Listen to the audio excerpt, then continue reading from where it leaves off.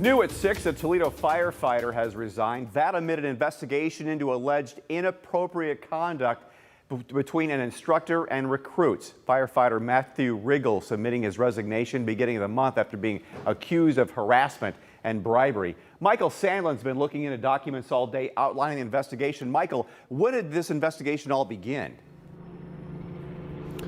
Dan, Toledo Fire's Bureau of Professional Standards first received accusations against Riggle on August 18th, leading to an internal investigation that involved 16 different firefighters and paramedics, including 5 female firefighters from recruit class 296, all of whom had complaints against Riggle. Now, we just want to be clear, he hasn't been charged with any crimes, but Toledo Fire and Rescue say they take these complaints very seriously. 33-year-old Matthew Riggle is a 7-year veteran of the Toledo Fire Department. Before August, Riggle's personnel file contained nothing but promotions and commendations from 2 different chiefs. But that all changed as recruits began to complain about his alleged behavior.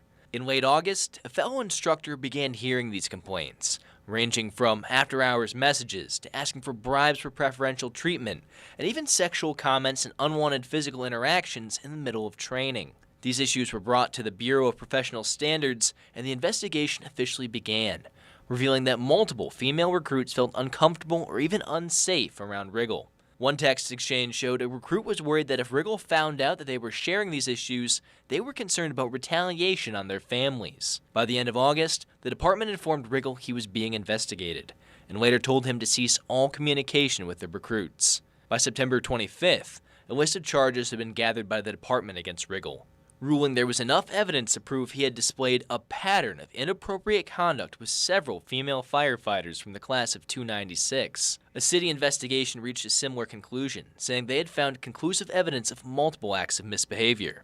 Riggle rejected these conclusions, and in an email Riggle sent to his superiors, he wrote, "In my 15 years in the fire service, I've never been accused of anything close to this.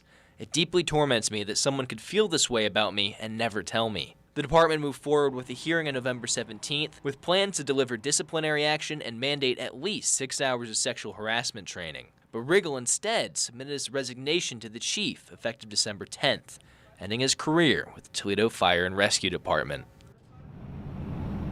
Now, we've reached out to the Toledo Fire and Rescue Department. They tell us that the chief is currently out of the office right now, and they're not able to comment on this issue until she's back next week.